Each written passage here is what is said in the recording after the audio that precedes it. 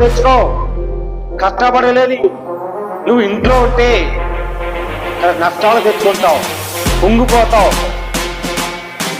సోదరులు వచ్చేస్తాయి, బాధలు వచ్చేస్తాయి, ఇరుకులు వచ్చేస్తాయి. ఆయన అంటున్నాడు కుంగినివాడా నేను లేవలెత్తినవాడని.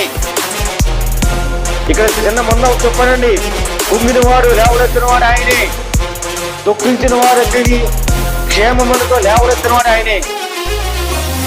మనం కష్టపడాలి. మనం బతికిన ఆరోగ్యం అయినా సరే కష్టపడ్డామనుకో మన ఆరోగ్యం చాలా బాగుంటుంది. కష్టపడిన వాళ్ళు దేవుడు ఎక్కువ ప్రేమిస్తాడు.